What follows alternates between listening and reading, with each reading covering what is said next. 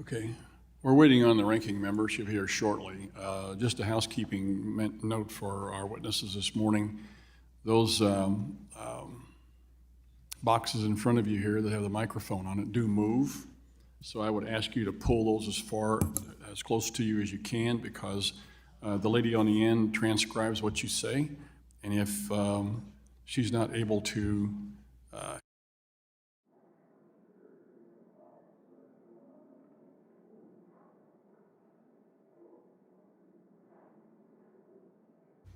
somebody turn off my microphone. Okay, well. But please pull those as far forward and make sure you speak directly into it so that she can hear and our witnesses, our members can hear as well.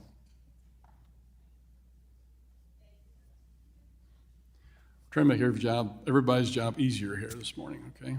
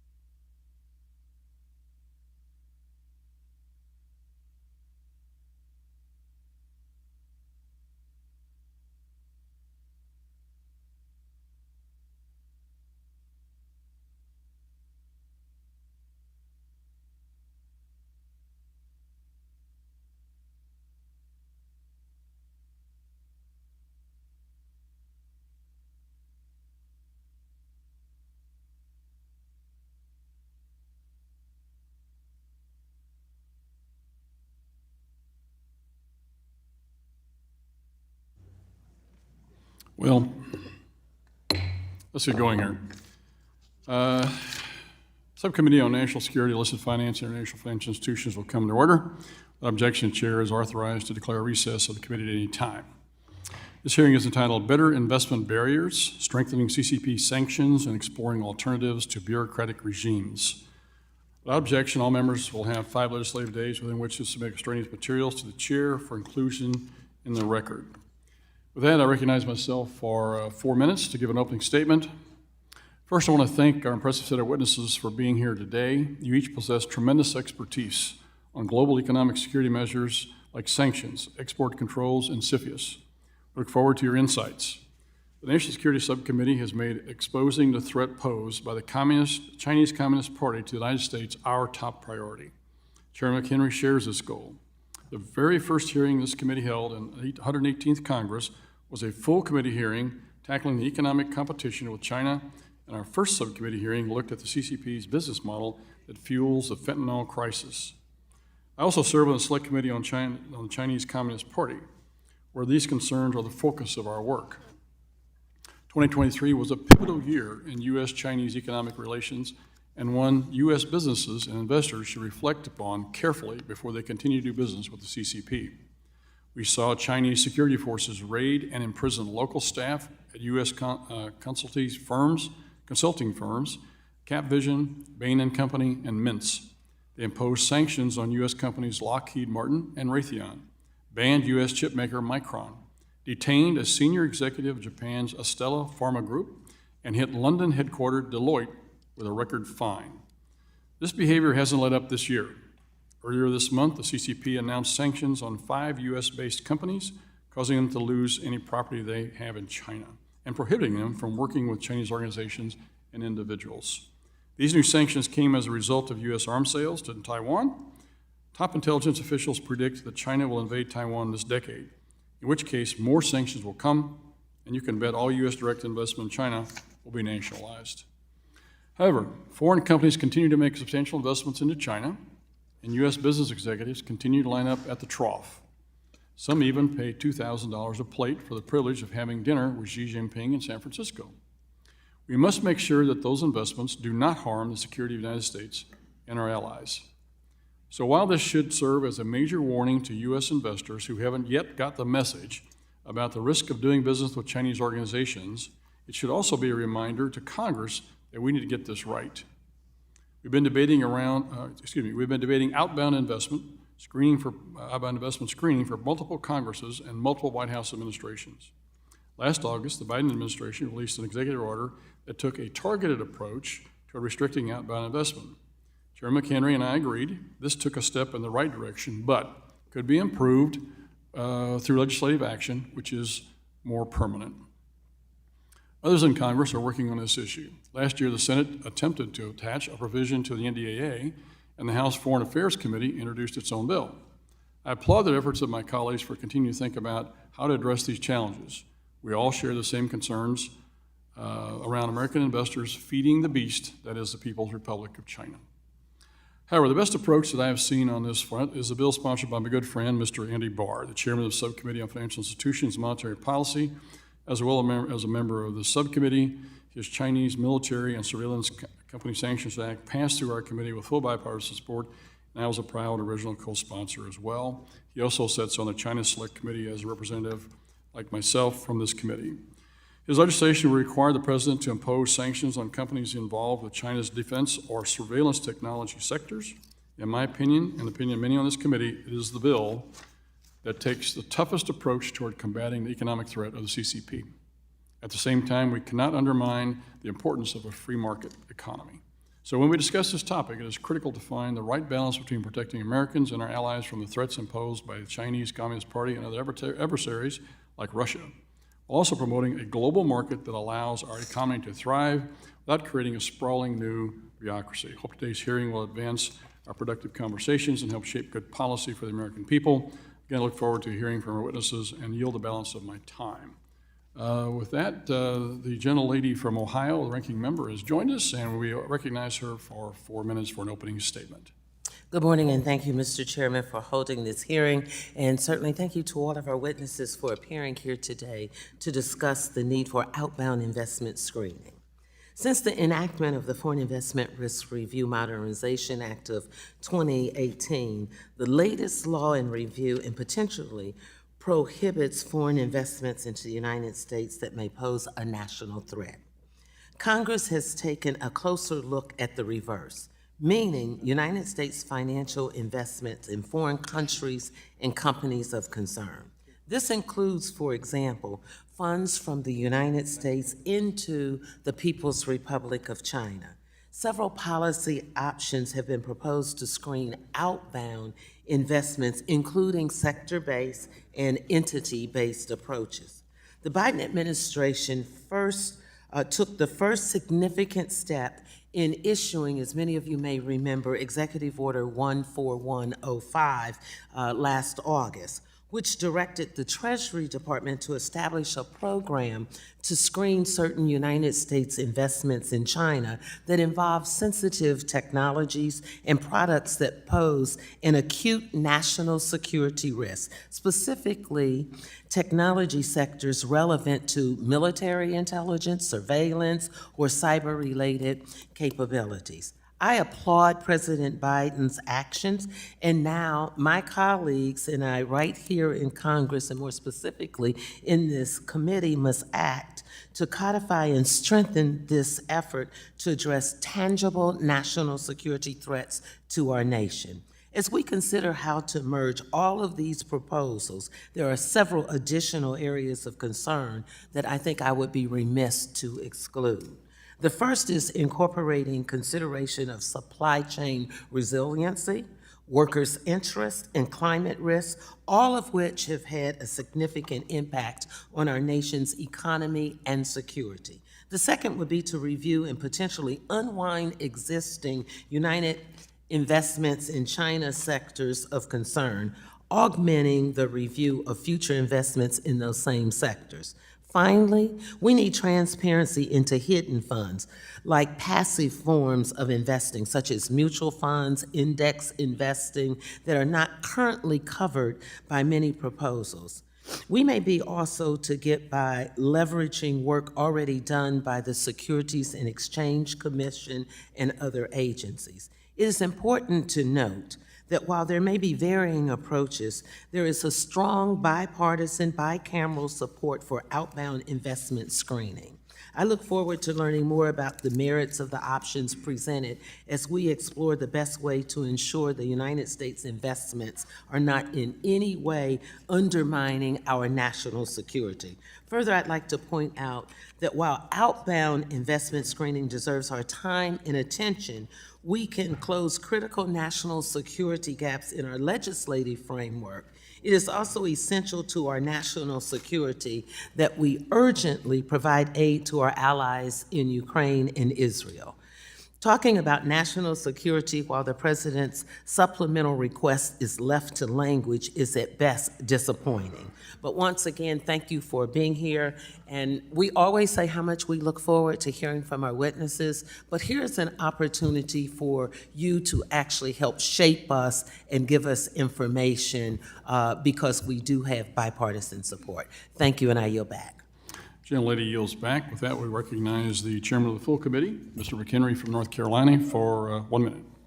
Thank you, Chairman Luetkemeyer, and thanks for holding this hearing. We agree that we must cut off revenue to the CCP's military-industrial complex and other bad actors, that's for sure. And it's critical we pursue solutions that don't kneecap one of our greatest strategic assets, which is our capital markets. I think it's important that as we work with House colleagues to build consensus on the right approach, using export controls and what has been a traditional statecraft, an economic statecraft that the United States has had, we get the mechanics right so that regulators can implement these programs, so the private sector can abide by them, so we can actually have strength. Independent of hawks and doves and that debate, I think it comes down to whether you understand the issue. For example, a Control-F search for artificial intelligence, or AI, in recent corporate disclosures will yield thousands of results from every Fortune 500 company. So the Fortune 500 could be considered AI, all of them, if we get the regulations wrong, if we legislate inappropriately, and if we have a dumb approach. Let's have a smart approach, let's be effective, and let's do it together. Yield back. Chairman yields back. With that, we will introduce our panel for today.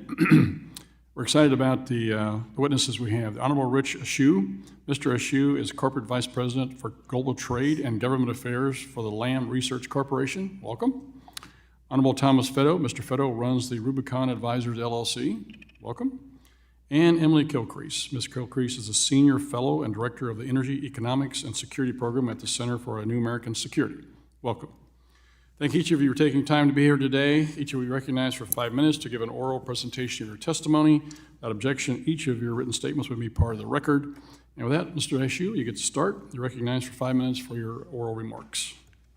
Thank you, Mr. Chairman, Ranking Member Beatty, and also Chairman McHenry and the rest of the members of the committee. It's great to be here. I appreciate the opportunity. Having served as Assistant Secretary of Commerce for Export Administration at the Bureau of Industry and Security, I have both the honor and challenge of confronting many of the issues you all just described. And I'm happy to share my perspective on this. The concerns at the heart of this hearing are well-founded, and they derive from the oft-stated objective of the People's Republic of China to unseat U.S. technology leadership in the world.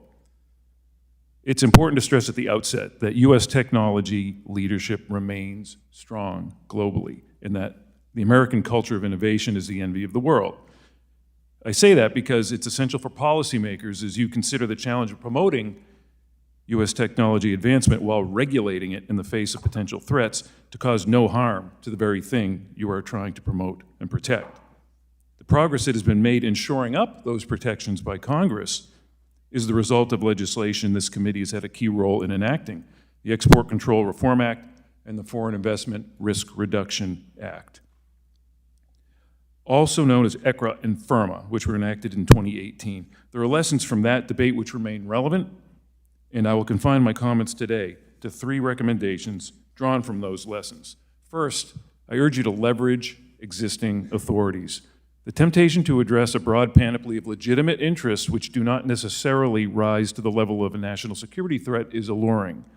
There's also a persistent temptation to regulate technologies that are important but may not constitute a threat to national security if shared beyond our borders.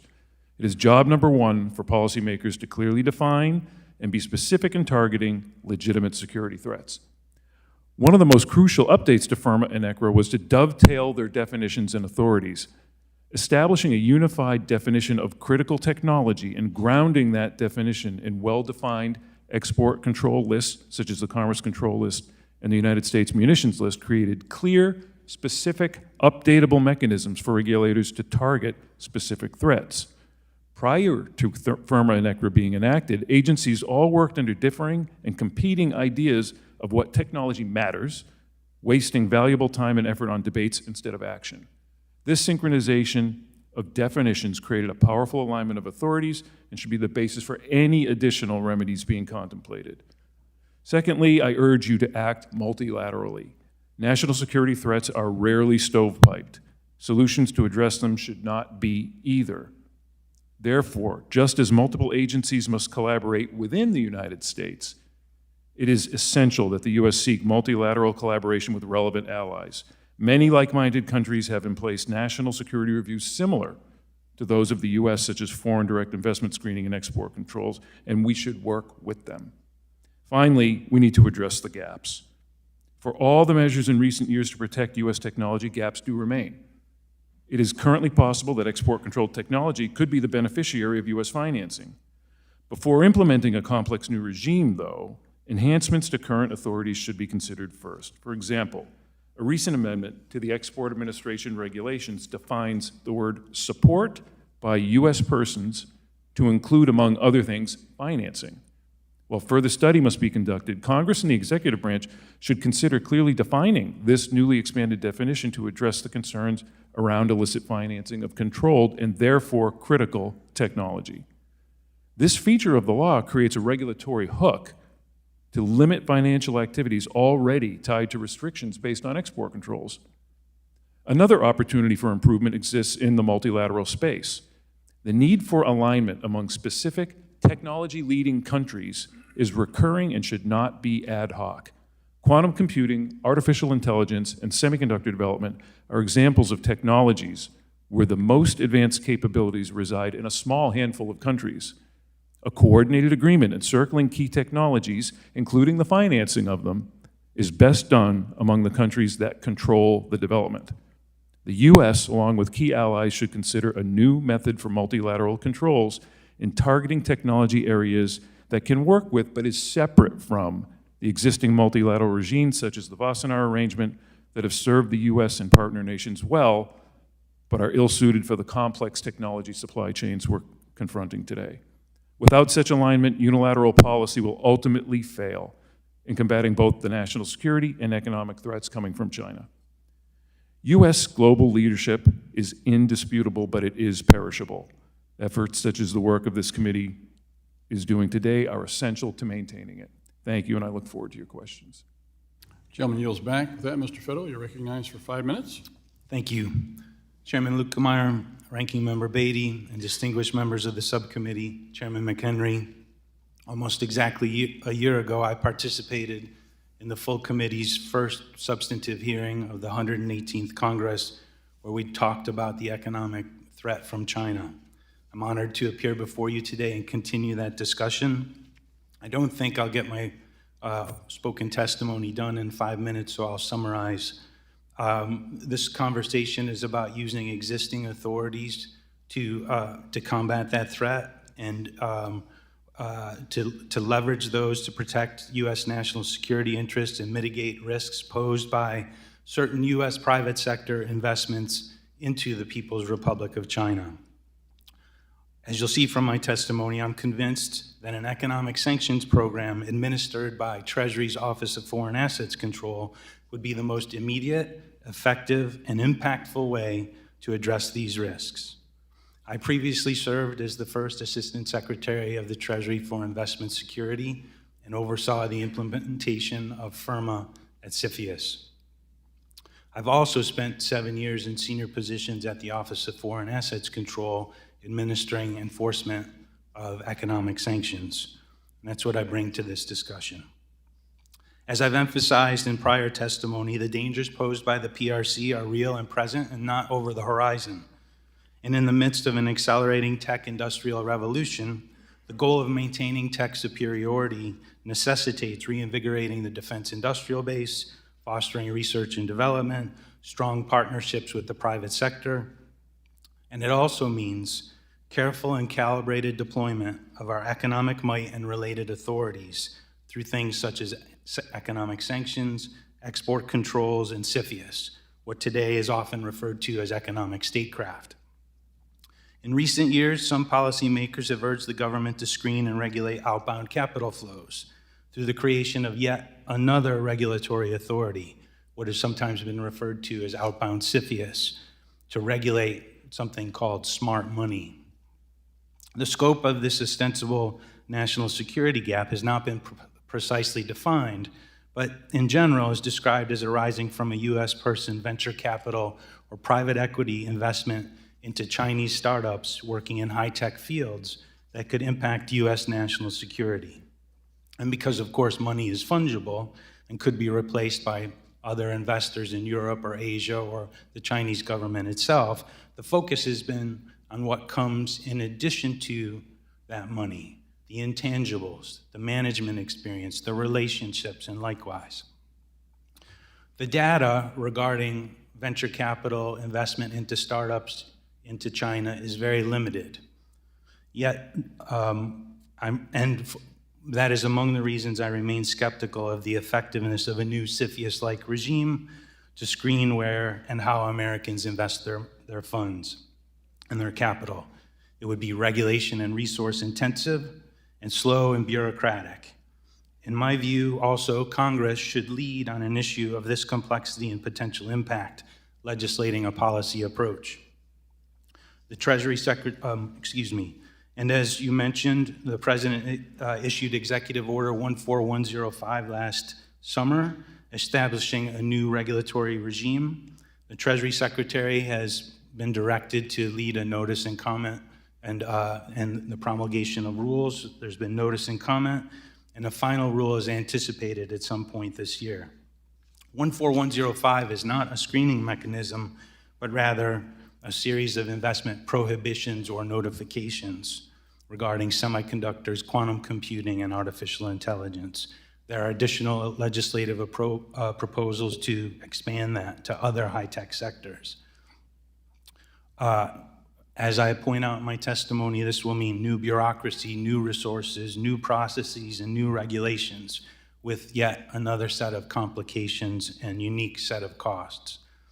The limitations should be apparent. The responses to the proposed rule that Treasury issued were extensive, and they asked for answers from the public to more than 83 questions regarding scoping that new regime. There were more than 60 comments of substance to that process. Many of them were vague, complained about the vagueness, the broadness, and the complexity of the potential regime. I'm running out of time, but as you can see from my testimony, what I'm proposing is to use a time-tested economic sanctions regime to do exactly the same thing, because what the policymakers are concerned about is the intangibles that go with an investment flow, and that is inherently something that sanctions are well suited for. Thank you. Gentleman yields back. With that, Ms. Kilcrease, you're recognized for 5 minutes. Thank you, Chairman, Ranking Member Beatty, members of the subcommittee, and Chairman McHenry of the full committee. It's an honor to be here to testify before you today, and thank you for your important attention to this issue of outbound investment. Please let me know when I'm speaking in my personal capacity. My comments draw from a large body of research that I've conducted on sanctions, export controls, and investment security at the Center for New American Security, as well as prior experience serving the U.S. public in roles at the Department of Commerce, National Security Council, and U.S. Trade Representative. I've spent my career in national security roles, but always from the perspective of an economic agency. And this has ingrained in me a deep appreciation for the strategic advantage that open markets and open capital flows provide the United States, as well as the need to proceed with care and thoughtful deliberation when imposing national security guardrails that are necessary to prevent exploitation of our open markets. With that in mind, I offer a set of principles that should guide the development of any future controls on U.S. investments in China, as well as concrete policy options for your consideration. On principles, any new outbound investment controls should be tightly targeted to investment transactions that present high national security risk arising from the transfer of non-technical industrial expertise that can fuel the indigenous development of critical technologies in China. Controls should be clearly defined and understandable to private sector entities who are always the first line of compliance. They should be non-duplicative and reinforcing of existing tools, particularly export controls. They should be scoped proportionately to the administrative capacity available to effectively administer a new mechanism while avoiding unnecessary process and bureaucracy. And they should be designed to enable meaningful conversations with allies about adopting similar regimes, as a unilateral approach to outbound investments will hurt US competitiveness without having any meaningful impact on Chinese tech companies. With these core principles in mind, the committee may wish to consider a targeted set of policy options in addition to leveraging existing tools. And I offer this set of options today as a package, as each addresses a particular area of risk associated with outbound investment. And these include enhanced transparency, targeted technology-based prohibitions, and entity-based prohibitions. The United States does need more transparency around US investments in China, and Congress could consider a tailored set of mandatory notifications for certain US investments made into Chinese companies that make high-risk technologies. And these notifications, of course, should be subject to strict confidentiality protections. Both when I was in government and now as an independent researcher, I can confirm that it is exceedingly difficult to gain detailed information on specific investment transactions made in China, particularly in the startup space. Having said that, there are a set of investments that would inarguably, in my view, present national security risks and should be prohibited. These include investments in Chinese companies that make technologies that would be subject to the US arms embargo if originating in the United States, or otherwise subject to high levels of dual-use export controls. There's a common sense logic to using investment controls to ensuring that US financing is not eroding the efficacy of our export control programs, particularly as it relates to the transfer of non-technical industrial expertise that can occur through an investment. Sectors included in the prohibitions should include advanced semiconductors and related equipment and software, in alignment with the government's efforts ongoing to keep the United States as far ahead as possible in this critical technology area that enables US military, national security, and economic functions. There is also emerging consensus on the need to set controls on frontier AI systems based on the computing power of these systems, and my written statement provides additional information and technical resources on that point. In addition to targeted sectoral restrictions, Congress may wish to consider entity-based restrictions. Expansion of the non-SDN Chinese Military Industrial Complex Program, or CMIC program, to prohibit investments of all types, not just publicly traded securities, can provide a well-calibrated entity-based tool. Entity-based approaches alone will not be sufficient, as they are inherently reactive in nature, and each listing requires lengthy, in-depth analysis. But they can provide an important complement to tailored technology-based prohibitions, where the government has knowledge that a particular entity is acting in a manner contrary to US national security and foreign policy interests. Finally, the ongoing debate on outbound investment controls reflects how novel this type of program would be for the United States. It's critical that there be a regular process to evaluate the effectiveness of any new outbound program.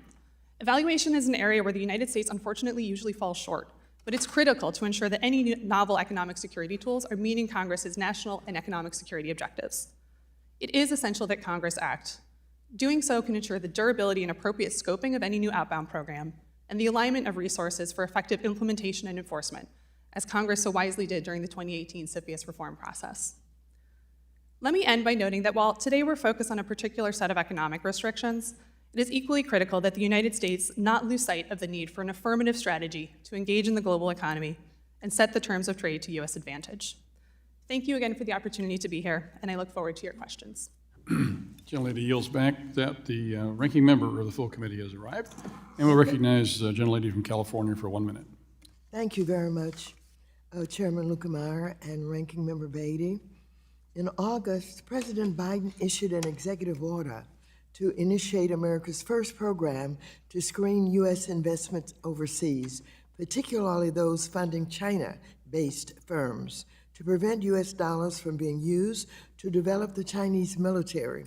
I support the legislative effort to codify and strengthen Biden's order and urge my colleagues to go further by extending the screening to existing investment contracts and not just future investments, ensuring transparency into private equity and venture capital funds, which represent billions of opaque dollars, and screening investments for their impact on environmental and social concerns, like human rights, because they can harm our national security.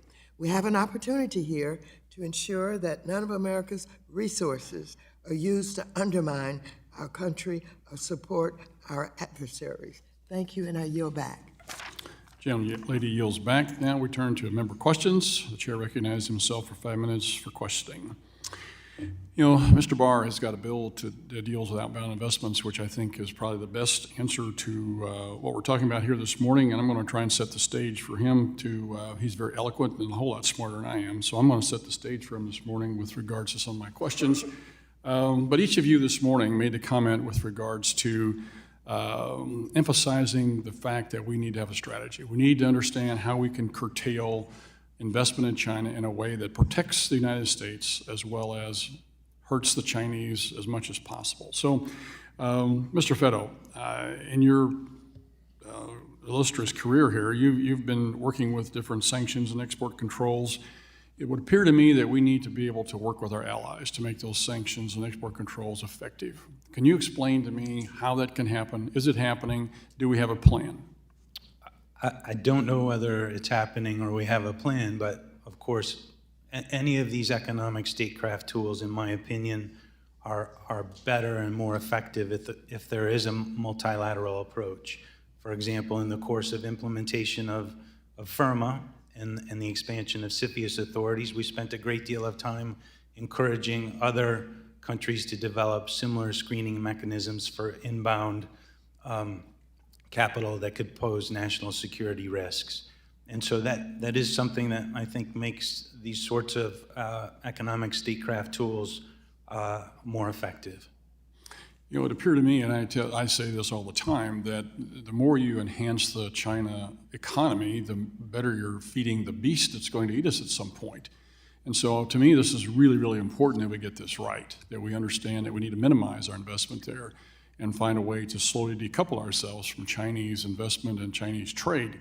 But doing that is the trick. And one of the things that came up this morning in our Chinese Select Committee was the fact that Chinese economy is slowing. You know, yesterday or day before, the court in Hong Kong told Evergrande, one of the largest real estate companies in China, to start liquidating. The whole Chinese economy is teetering right now from the standpoint demographically. They're in trouble. The real estate market is collapsing, and a lot of the trade with the rest of the world is going down, other than the automobile industry that we saw yesterday with a meeting that we had that's going up. So the question, I guess, is if we can, how dangerous is China if we weaken them?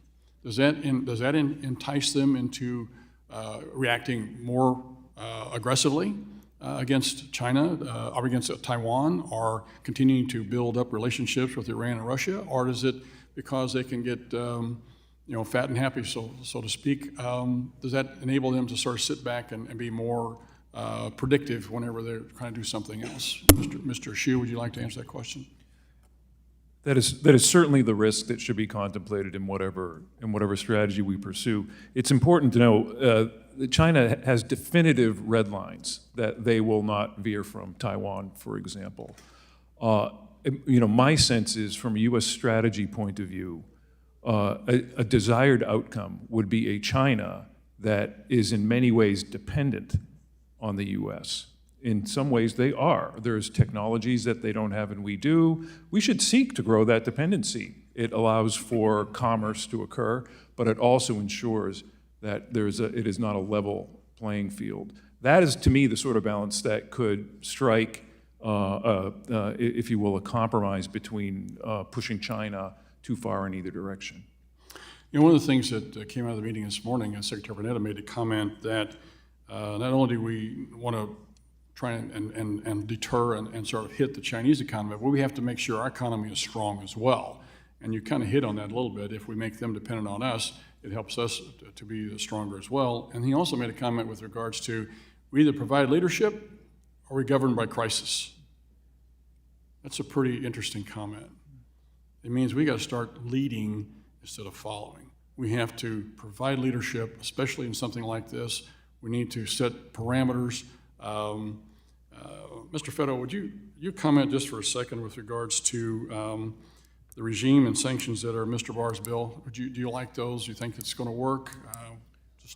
I do. Most of my written testimony is about the benefits of using economic sanctions to tackle this problem, because fundamentally, it's about modifying the conduct of U.S. persons, right? It's not about the fungible money, it's about what comes with it. And so what we're trying to do is modify or deter or change behavior of U.S. persons to eliminate what comes with that money, the services, essentially, all of the experience and the like that comes with those funds. Thank you. My time has expired. With that, we go to the gentlelady from Ohio, Ranking Member, Ms. Beatty, for 5 minutes. Thank you, Mr. Chairman, and again, thank you to the witnesses. There's been a lot of language that has been, all three of you have said, we need to tackle this problem, transparency. And I'd like to also share that one of my colleagues, Congressman Greg Meeks, who serves on the full Financial Services Committee, he is not on this subcommittee, but he's also the past chair of Foreign Affairs and serves with my other colleague, Mr. McCall. They too have come up with a piece of legislation that looks at transparency and looks at outbound investments, which I think is a good thing, that we have multiple ways we can look at this. And so I don't know if you're familiar with it, but I think it's another option for us as well. So I would like to go first to you, Ms. Kilcrease. There are a number of different ways that the United States government can track and review and restrict certain United States outbound investments. And we've seen many of the proposals presented in Congress, which vary by approach. The countries of concern, the sectors, and the structures of investment targeted. Can you kind of help enlighten us on what are the primary United States concerns that must be addressed in a screening regime, and what would be the most effective ways to address them? Thank you for the question. And again, it is good to see so many good ideas coming out of Congress on this. Ultimately, there's three elements of what I think would be an effective outbound process. There is a strong need to increase transparency and having the visibility into the types of investments that are being made and the types of rights that convey with those investments, and how those particular investments may be supporting China's indigenous critical technology developments in a way that's contrary to U.S. national security interests. We just don't have that visibility across the full range of investment flows and transactions that would be necessary to make me feel comfortable as someone who cares about national security. Having said that, I do think that the entity-based approaches that have been discussed as well have some benefits. There's certainly a benefit to changing behaviors of targeted actors, as Mr. Feddo noted. But there's also a benefit in the technology-based restrictions. Again, thinking about how we can align these tools with existing mechanisms like export controls, we can think about investment controls as another leg to support the export control system, which itself has a variety of tools encompassed within it. It has end-user controls, end-use controls, list controls. We can think of investment controls as another way to reinforce and bootstrap those sorts of mechanisms. Okay, thank you very much. Let me just kind of go a little deeper on that. What do you think is the best approach for defining which activities or sectors should be subject to notification or review or restrictions or waivers? Any thoughts on that? Yes, thank you for the question. Here again, I come back to leveraging the existing list that we have in the export control system. The United States government, through the U.S. munitions list and through the commerce control list, has already identified a wide range of technologies that are critical for U.S. national security interests. And so as we think about scoping investment controls, we should be thinking about how to target our transparency as well as our prohibition efforts on those exact sets of technologies as well, which again have already been identified. I don't think we want to create new lists or create a new bureaucratic structure that has to come up with new lists. We've got them and we could leverage those existing systems. Mr. Feddo, you also referenced President Biden's executive order and what it did. In another piece of legislation that I referenced earlier with Mr. McCall and Mr. Meeks, they also talk about in that transparency and taking it a step further. I don't know if you've had any opportunity to review or see their legislation, but I'd be interested in any comments on that. So I have seen it. I think it essentially, as you suggest, reinforces Executive Order 14105. As my written testimony articulates, my concern with that approach is that it's very time intensive. It's sort of reinventing the wheel and creating a new set of restrictions and regulations and requirements. And in fact, what I propose with respect to my approach is a combination of both. It's essentially a sanctions-related approach that leverages export controls, as my two co-panelists have suggested, which I think has benefits, but focusing on broad sectors and then trying to define those sectors, it's going to take a great deal of time. It has already taken. I think I know my time is up, but it sounds like we may get a third approach to that as well. Thank you, and I yield back.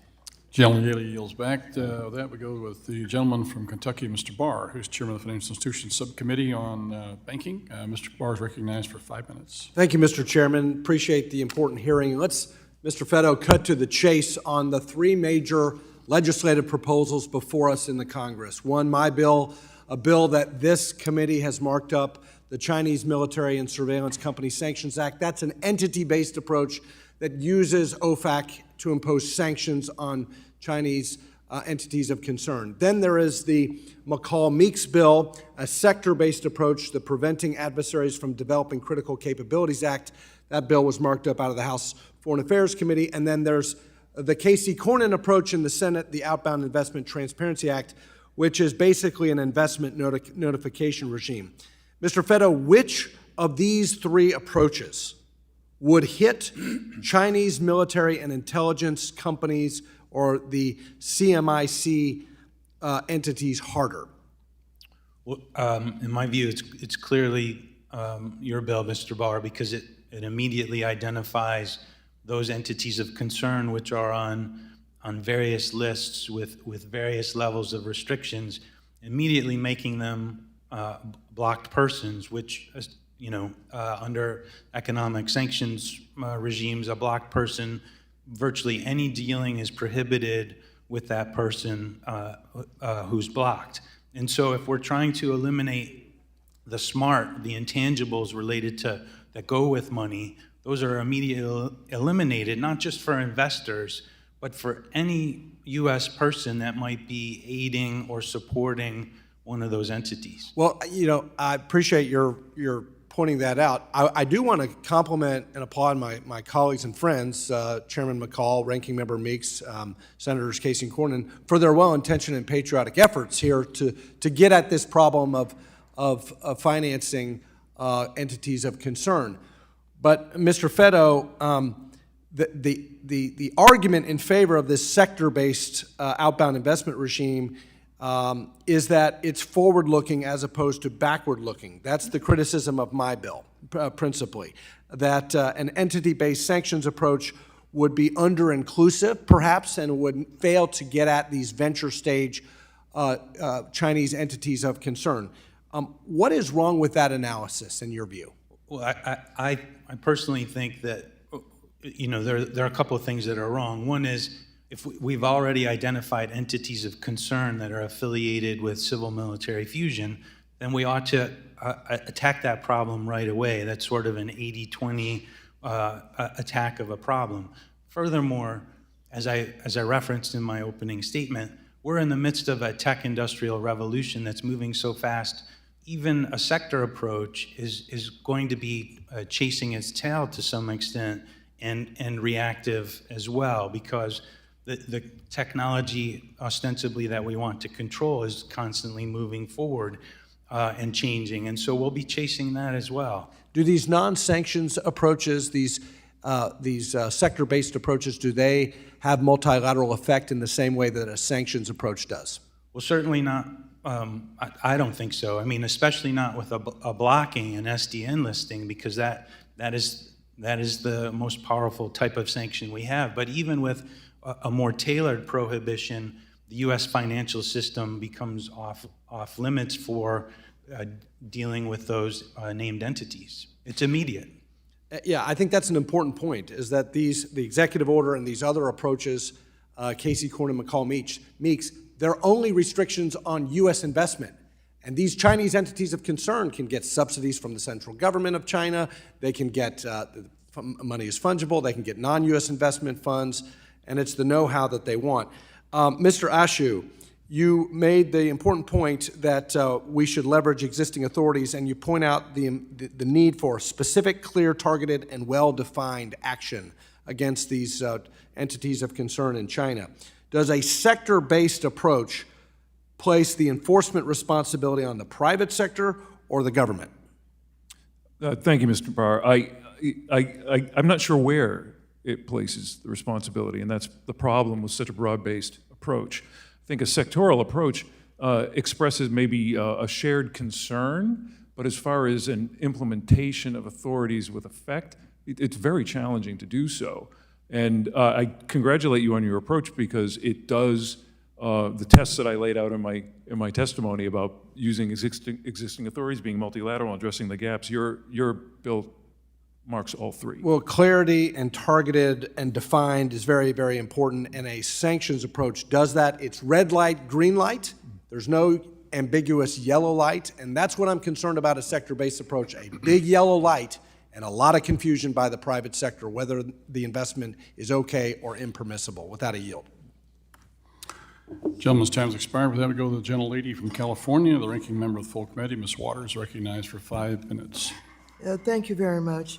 I'm going to direct this question to Mr. Kilcrease.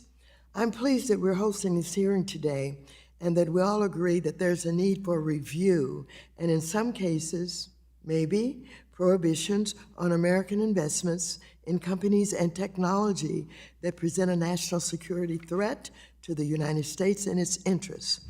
I fully support President Biden's bold efforts to establish a formal outbound investment screening mechanism, which is limited to a narrow set of sectors where U.S. funds, such as those from pensions and savings of teachers, construction workers, and government workers, could end up fueling the Chinese military. For most Democrats and Republicans in Congress, it is clear that American investments should not prop up our adversaries' development of artificial intelligence, surveillance, and other technologies that could be used against us.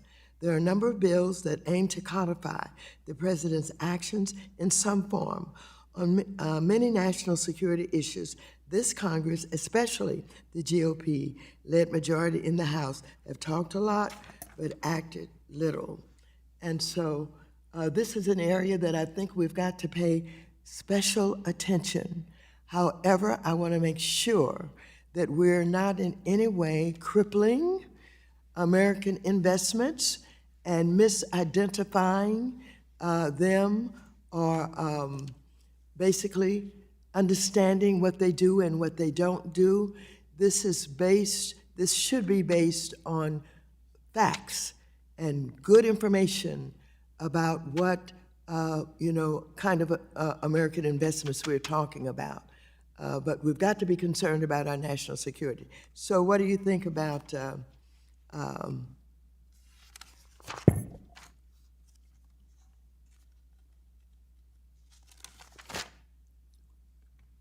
Ms. Kilcrease? In light of Chinese military ambitions on the growing threats from climate change, why do we need to act now on expanding outbound investment screening to protect American national security? Thank you for the question. It is quite clear that we are in the middle of a generational challenge with China, and it's a challenge unlike one we've ever seen before because of the interconnected nature of our technology ecosystems and our economies. And it is, I think, a growing shared concern, including amongst my panelists here, that investments are part of that problem. And so the debate now is how to fix that in a way that maintains the U.S. advantage in open markets while getting at those investment transactions and flows in the most effective way, the most proactive way that sheds light and transparency into dark pools of money in areas where we don't have great visibility as the U.S. government to enable us to take action in a strong yet targeted way against those high-risk investment transactions. As you know, there are a number of thoughtful approaches that you have mentioned and that you have talked about, including President Biden's bold executive order from last August that aimed to review and potentially prohibit investments from the U.S. into countries and sectors that could pose a threat to our national security. For example, we don't want American capital funding the development of Chinese surveillance tools that will be used to spy on Americans. We don't want U.S. money to help the Chinese Communist Party to develop artificial intelligence that will be used to breach our defenses or undermine our elections. Most Democrats and Republicans in the House and the Senate agree. These proposals would be further strengthened by adding a review of rescinding existing investments. Some private equity in investments that made last year extend for another 5 to 10 years and will continue to transfer American know-how. And I'm worried about this, and I want us to spend some time with private equity and venture capitalists to not only warn and educate them about what we're trying to do and see how much cooperation we can get before we make certain conclusions. But I think it's important for us to pay attention to them and interact with them so that we absolutely accomplish our mission of protecting this country from, the Chinese type surveillance, et cetera. But at the same time, do not undermine what they're attempting to do that we think is good for America in terms of venture capital and even private equity. Thank you. I yield back. Lady yields back. With that, go the gentleman from Georgia, Mr. Loudermilk, is recognized for 5 minutes. Thank you, Mr. Chairman. I'd like to yield a few moments to my good friend from Kentucky, Mr. Barr.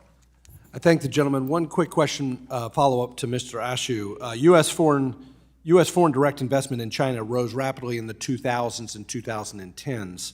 But according to a recent report by a Goldman Sachs research arm citing U.S. Department of Treasury data, suggests that foreign investors have reduced exposure to China bonds and equities over the past 3 years.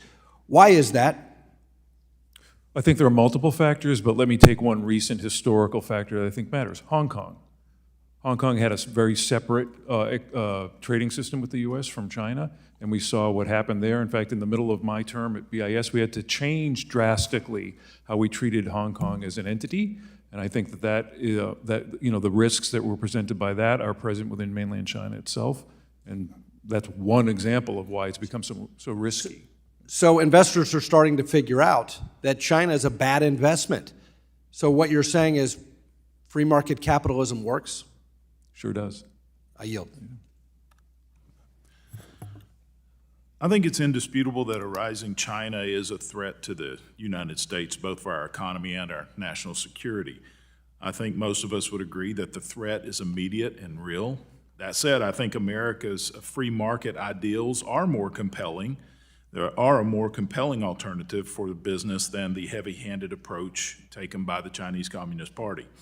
Instead of crafting a brand new outbound investment screening regime, we should continue to empower American investors and improve the tools necessary to surgically target bad actors and cut them off from our financial system.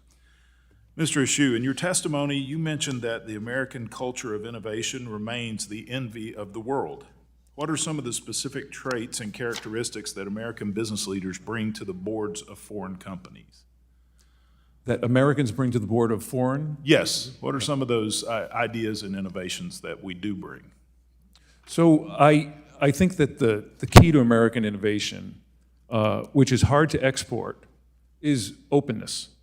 We are, as a country, we are a welcoming environment to the best ideas wherever they reside. And then we use an export control system to manage those ideas so they don't happen in the wrong place. I think that is what any American technology executive could bring, which is this idea of openness within limits. So basically taking the culture of freedom and liberty that we have here in America and implanting it, per se, in Chinese companies. Is that? Well, I think it's part of the reason why we want to be globally expansive as a country with our economic principles. We want others to share those, not always successfully, but I think the effort needs to be there. I think you may have touched on this, but are Americans currently permitted to serve on the board of Chinese companies? And if so, are there laws and regulations in place that make it difficult for an American to serve on a board?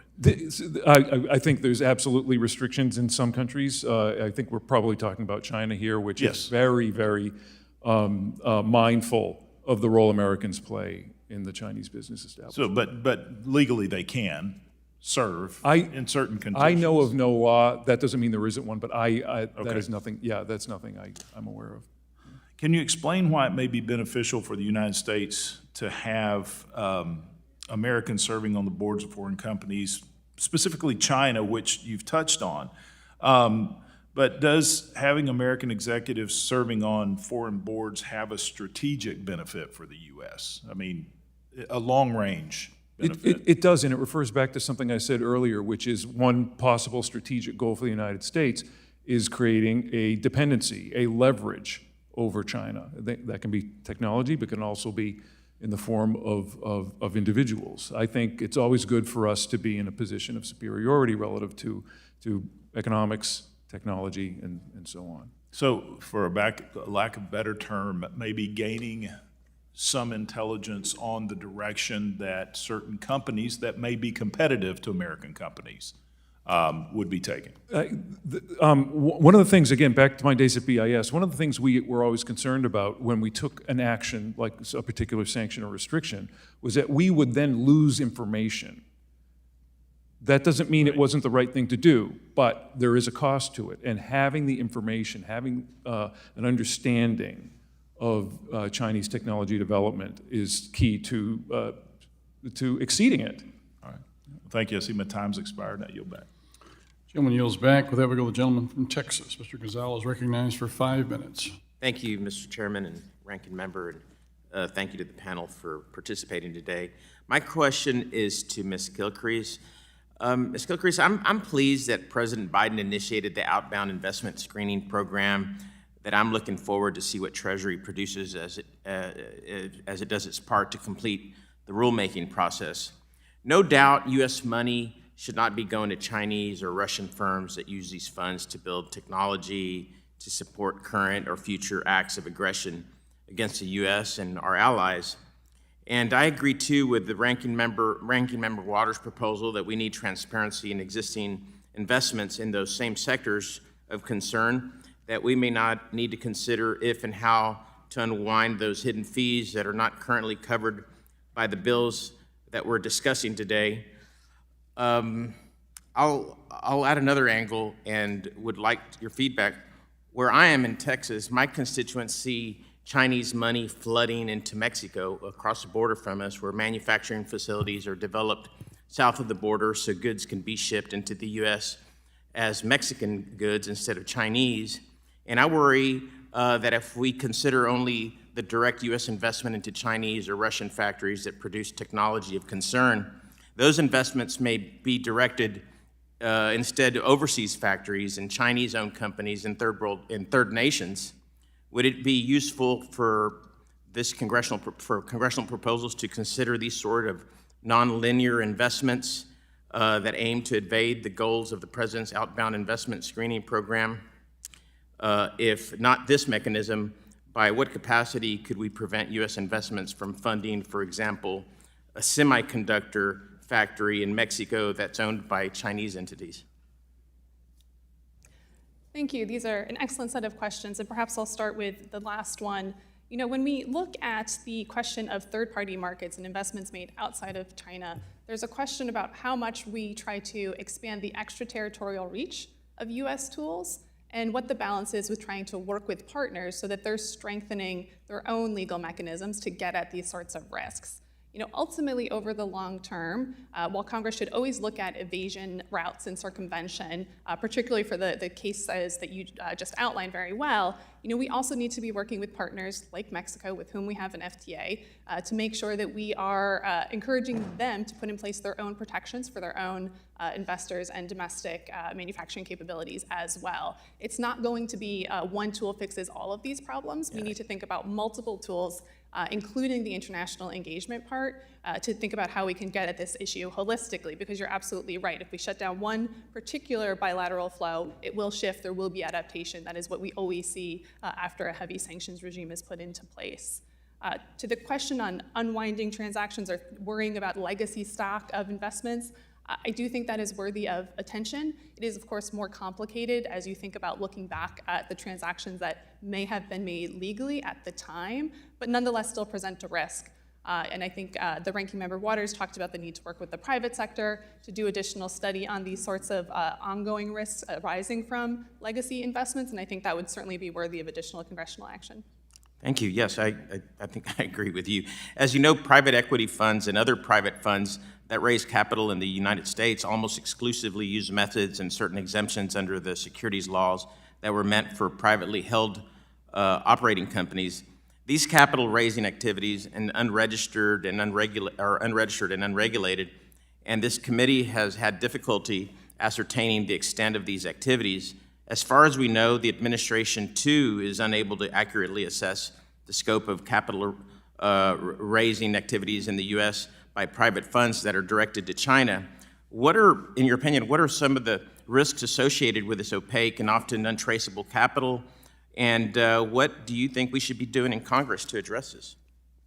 Yes, thank you for the question. You know, in the context of a historically large number of sanctions programs and sanctions programs that are increasingly targeted at larger economies, there will be massive amounts of evasion attempts, and we should anticipate that. Dark pools of money where we don't have visibility and transparency, of course, should be of high national security concern, because that is exactly where these illicit actors will try to funnel money to get around our sanctions enforcement efforts. So Congress should continue to look at how we can, again, bring transparency to enable us to think about additional legislative solutions and enforcement mechanisms to address those dark pools. Thank you so much, and I yield back. Gentleman yields back. With that, we go to the gentleman from Pennsylvania, Mr. Muser, recognized for 5 minutes. Thank you very much, Mr. Chairman. Thank you to our witnesses. I thank Chairman Luetkemeyer for holding today's hearing. Pretty critical issue, the approach we take in regulating the flow of capital into China. I do support the approach taken by Mr. Barr's bill, H.R. 760, which employs a scalpel-like approach in addressing the complex issue of sanctions. I do think focusing on a clearly defined areas of risk, H.R. 760 ensures that investments to U.S.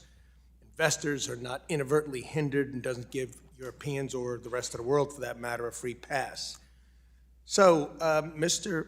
Feddo, you led CFIUS effectively during your time in the Trump administration. Can you elaborate why setting up a type of new-bound investment plan would create a new regime, would create more bureaucracy than using the tools of the Office of Foreign Asset Control as described in Mr. Barr's bill? Thank you, Mr. Muser.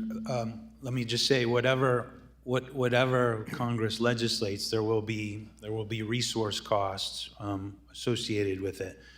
My view, articulated in my written testimony, is that in creating yet another regulatory regime, instead of relying on existing regimes, existing definitions, existing infrastructure, a huge institutional wealth of institutional knowledge and experience at OFAC and other parts of the U.S. government that have been implementing and administering sanctions for a very long time. Instead of leveraging that and having an efficiency factor and an immediacy to what the Congress does, drafting new regulations, redefining terms, explaining and scoping what a sector like artificial intelligence is, it's incredibly difficult. And it will take more resources and more time than I think the administration or the Congress expects. And if we really want to attack this problem as quickly as possible, a bill like Mr. Barr's bill does that right away and leverages work that the government has already done identifying entities of concern.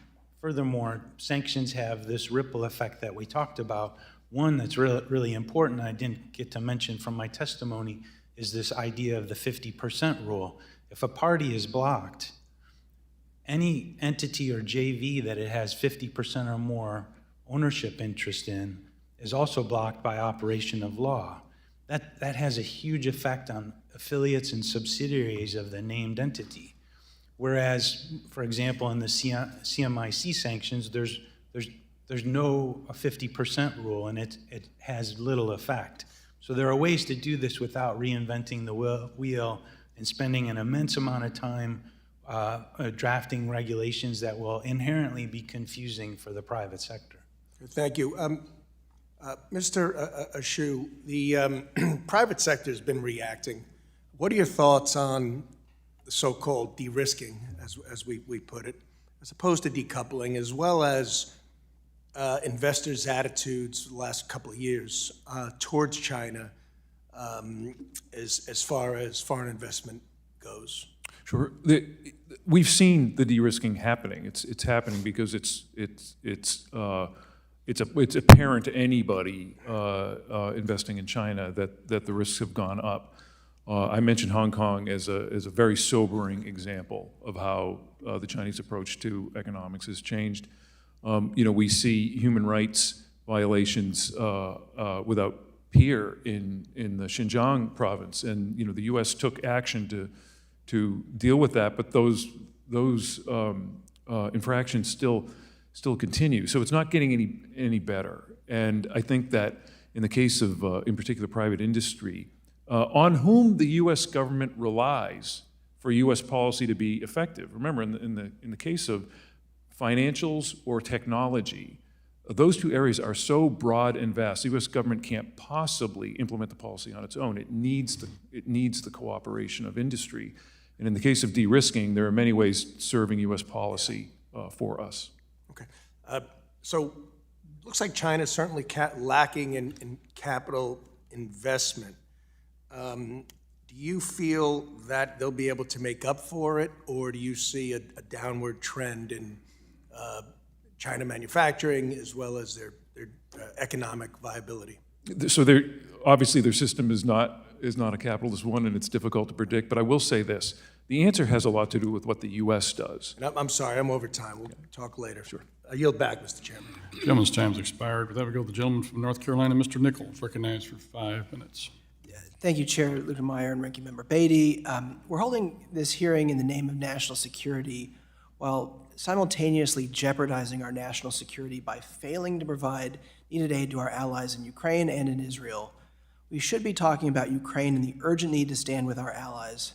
Listen, I believe that a majority of my colleagues in the Republican conference support aid to Israel and Ukraine, yet we continue to fail to act.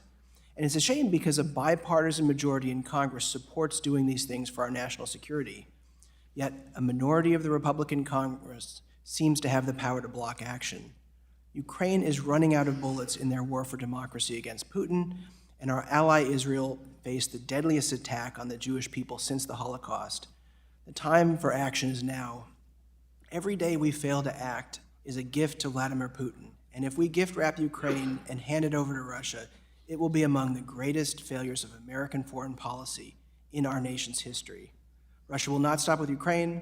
While the costs of standing with Ukraine are high, we'll spend 100 times more money containing and emboldening Russia around the globe if we fail to act. But on today's hearing on outbound investment in China, it's certainly important as China's growing role in the international economic landscape generates legitimate questions and concerns. Competing effectively with the Chinese Communist Party is essential for our national interest. The Chinese Communist Party's military-civil fusion policy, which demands that all Chinese firms support military needs upon request, poses a direct challenge to our national security and economic integrity. We should work together across party lines to develop a strategic and transparent approach to outbound investment that safeguards our national interests without stifling economic growth. We don't want U.S. capital inadvertently bolstering China's military capabilities. I'd also like to note that we should also be screening outbound investments to places like Russia, Iran, and North Korea. First question to you, Ms. Kilcrease. To what extent is the U.S. government currently in a position to effectively understand, monitor, or control outbound investment activities? Thank you for the question, sir. And it's worth noting, across the range of adversaries that you just noted, there are certainly restrictions, particularly in the Russia case, related to outbound investments under existing sanction regimes. So I would hope that that investment flow has dried up at this point, given the existing sanctions. But on the broader issue of transparency and disclosure, this has been a common theme that has come up, where we know that there is a concern, but it's difficult to get precision around exactly the types of risks that can present and the types of transactions that are actually happening in the wild, particularly as we think about evasion and circumvention of increasingly sophisticated actors. So there's certainly a need for increased transparency.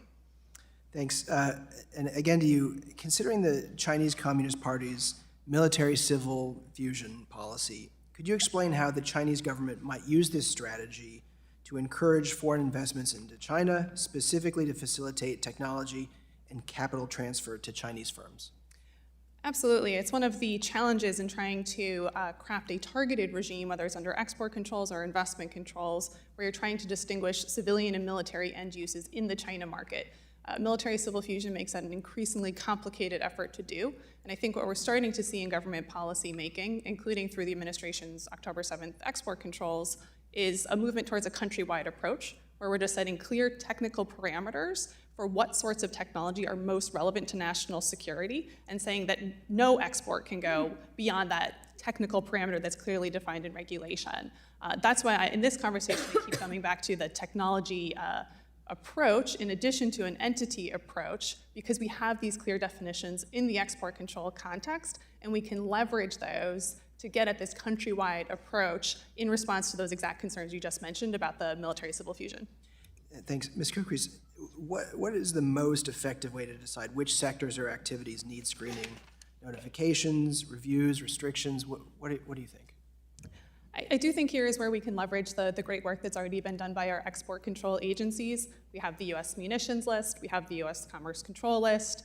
There has already been a great deal of work to define with great technical detail and published in a public way specific technologies that are controlled. And I think that is exactly the kind of work that we can build on when we think of outbound investment controls. We can't just say AI, we need to get very specific about what we're talking about.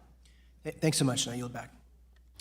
Gentleman yields back. There we go, the gentleman from Texas, Mr. Williams, Chairman of the Small Business Committee, recognized for 5 minutes. Thank you, Mr. Chairman. The People's Republic of China has an extensive history of withholding, falsifying, and manipulating data for purposes to benefit themselves, avoid international financial law, and conceal their dealings with hostile actors. We know that the CCP has developed partnerships with other dangerous actors like the Russians, North Koreans, as well as aiding South American drug cartels through the money laundering operations and as a supplier of chemicals.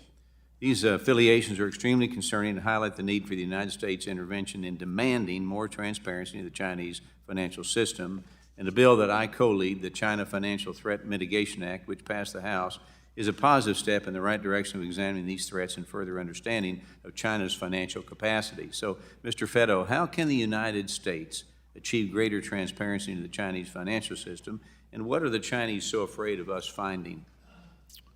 I don't know how we necessarily force transparency. I'm not familiar with the bill, but the context with which you just set it up, I have no disagreements that we need greater transparency and to demand an understanding of their financial system. I'm happy to come back to you with Well, what are they concerned about us finding, do you think? With their closed financial system. They don't, it's right. They're a communist country, and they want to withhold that kind of information. Okay, so the rate of Chinese advancement in the field of semiconductors is another threat to U.S. National security, and we're now in a global race to dominate the chip industry and must explore all options to curb Chinese dominance in semiconductor development. But despite restrictions put in place by the United States, reports show that the Chinese government and military are still purchasing chips through an underground market. These chips have enormous military applications in weapon systems and cybersecurity and reconnaissance, and they also play a fundamental role in artificial intelligence technology, which has begun to change the way military and cyber operations are conducted. So in order to protect U.S. national security interests, we must get Chinese application of this technology under control. So Mr. Ashooh, could you elaborate on China's efforts to obtain semiconductor manufacturing equipment and their ability to develop artificial intelligence technologies and military applications with this equipment. Thank you, Mr. Williams. Because I actually work for one of the leading global equipment providers, let me reinforce that I'm speaking on my own behalf today. But the issue you raise is key. The equipment is the enabling capability. It's well sought after, and it's another case where muscular use of export controls has worked. And it has worked in that during my time at BIS, one of the #1 complaints any Chinese bilateral conversation the U.S. had, the #1 complaint was over U.S. export controls, which is a good sign that the system is working. In recent years, the Biden administration has increased regulations on American businesses, which is allowing our adversaries to gain competitive disadvantages or advantages.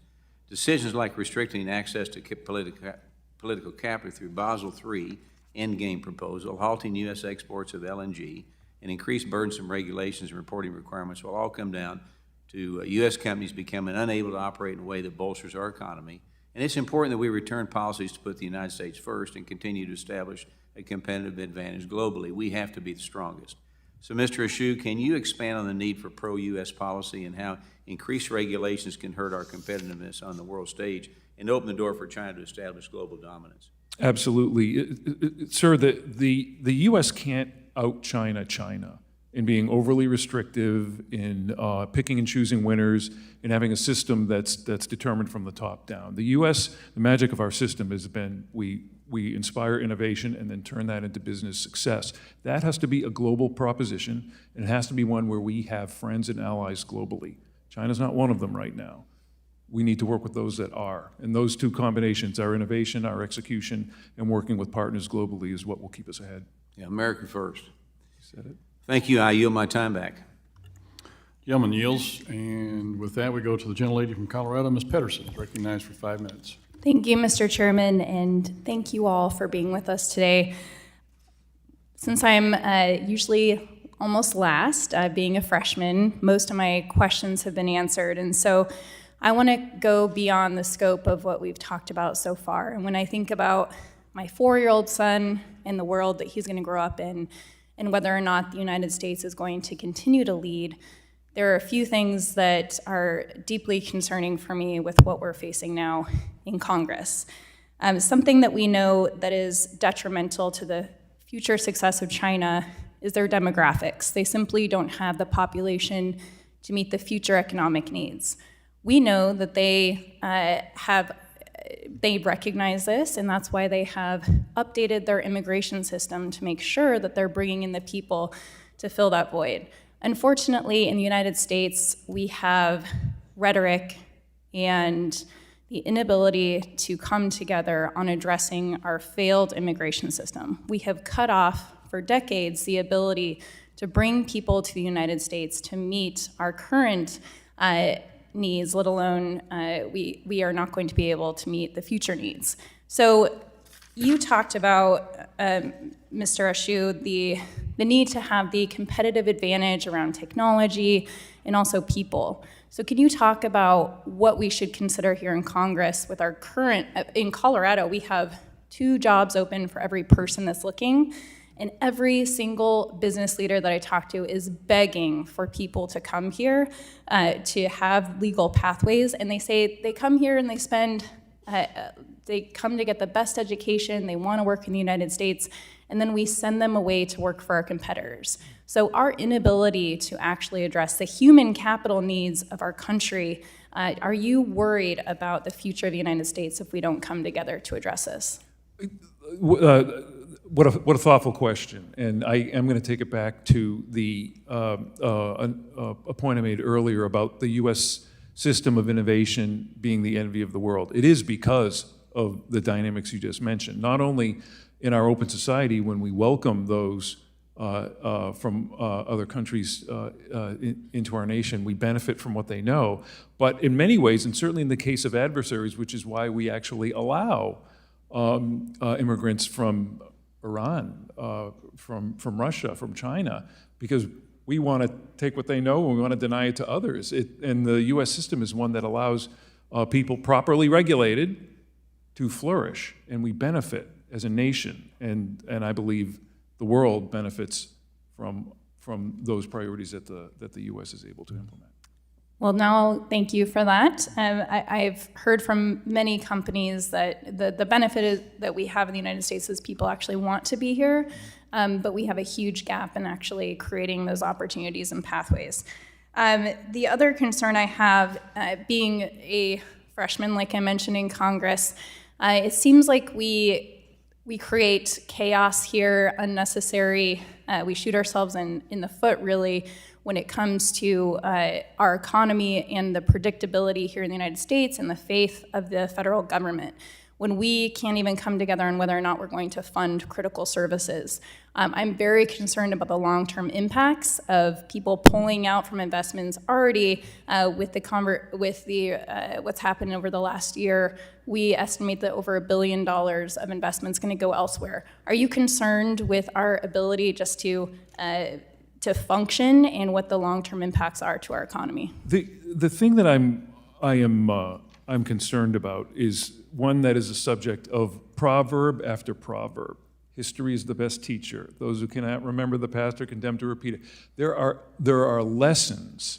History is rife with them that we need to be paying attention to.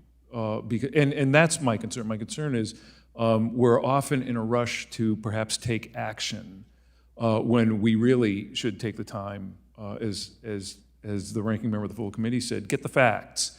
And that is something that does seem to be spare these days. And so I would encourage, look, the fact that this hearing is occurring is an example where it's not happening in this committee right now, but it is in other places, and we absolutely need to adhere to the lessons that have already been learned. The advantage that we've had in the United States is that people believe when they invest here that this is a country that they will be able to prosper in, and we need to make sure that that continues. I really appreciate the conversation, and I yield back. Gentlelady yields back. With that, we go to the gentlelady from California. Ms. Kim is recognized for 5 minutes. Thank you, Chairman. I want to thank the witnesses for being here today. There is no question that Xi Jinping is looking to harness the power of emerging technologies deployed by the private sector to integrate with the People's Liberation Army's military weapons. Now, the question is how we can curb the flow of capital into China to help in the development of emerging technologies like AI and quantum computing. We need to implement a time-tested approach that includes our partners and allies, because our country cannot unilaterally reduce capital flows into the CCP. We need a clear strategy. So earlier there was a discussion, and I want to ask you for a clarification. Does Representative Barr's bill use the existing list we've been discussing in the hearing? Is that the approach? I'm asking you, Okay, Mr. Ashooh. Thank you. It does. No, I think the strength of the bill is that it leverages a time-tested and effective, already existing tool that the U.S. has. Both Mr. Ashooh and Mr. Feddo, in your view, how can we incentivize a multilateral approach to curbing the financing of emerging technologies in China? Do you believe imposing targeted sanctions can help? Mr. Feddo, you can go first. I do think a multilateral approach can help. I do think that the targeted approach is important. As I suggested in my testimony, I think it's probably a combination of types of sanctions that would be most effective in this context. I agree with my colleagues that using targeted export controls, a sanctions-like regime that also involves export controls would be important, but the entity-focused approach is immediate and very efficient. I'll also just quickly say that it appears that venture capital investment and private equity investment into startups from the United States or from foreign investors writ large is incredibly down over the last few years. It's hard to say how much of that is actually smart money that is bringing something along with the investment that would be of benefit, and that executive order, for example, 14105, focuses on those intangibles. But the importance of doing an entity approach or a sanctions approach is there's a huge ecosystem of consultants and advisors and others from the United States who provide those exact same intangibles, managerial experience, an understanding of relationships and networks and other types of guidance that would be prohibited by an entity-based or sanctions-based approach. Would allies and partners be more willing to work with the United States to screen investments or to impose targeted sections? I think the jury's out on that. Just a few days ago, the European Union, the European Commission released a white paper on whether or not it's going to create outbound investment controls similar to the United States. And essentially it said, we're going to take 2 years to collect data and decide if we even need to do this 2 years from now. So there's a lot of work to be done on the sort of screening approach or the new outbound investment approach. I think it would be, personally, I think given that so many countries around the world, allies and partners of the United States, are familiar with economic sanctions, and we've done them in a multilateral way, and export controls, by the way, in a multilateral way, that I think that there would be much more momentum in that regard. I believe, we all believe, a key to ensuring emerging technologies do not fall into the hands of our adversaries like China is to get our partners and allies on board with similar protective measures. I think we agree on that. Let me ask you, Mr. Ashooh, are sanctions a time-tested and effective national security tool? And what would be the advantage of placing any regime into companies of concern under jurisdiction of Treasury's OFAC? Because it's time-tested and effective. Again, the number one problem with a new regime is that it would automatically start by not being multilateral, because we'd be the only ones doing it, and that would be a disadvantage to the U.S. The SDN list, while it's not necessarily the product of a multilateral approach, it is well known and well regarded by our allies and friends, and that gives it strength. We cannot go it alone on this. In the U.S. export control system, if you're worried about a particular technology, such as artificial intelligence or any other emerging technology, that is already the subject of a multilateral process. That process can then be leveraged into the financing. So working with time-tested, effective tools should be the place where we start. Thank you. My time's up. I yield back. Gentlelady, time's up. Excuse me, gentlelady's time's expired. With that, we go to the gentleman from Illinois. Mr. Foster is recognized for 5 minutes. Thank you, Mr. Chair. And thanks to our witnesses. A number of you have mentioned on the collapse of foreign direct investment into China. It's actually gone negative in recent times. And I think the canary in the coal mine here were the Korean shipbuilders who tried to, after multi-billion dollars invested, concluded they were never really going to be profitable, tried to get their money out, and had to walk away from it.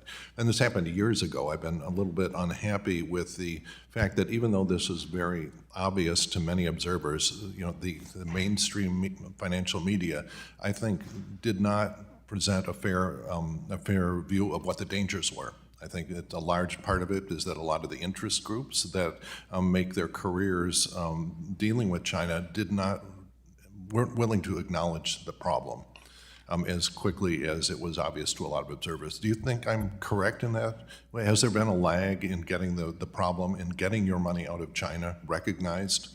Or is that just something? My wife is Korean, so she gave me early warning a few years ago that certainly the Korean press, they understood that the difficulty in getting money out. I was just wondering if you share my impression there. Start. I'm not a student of the dynamic you're referring to, but it sure makes a lot of sense to me. Okay.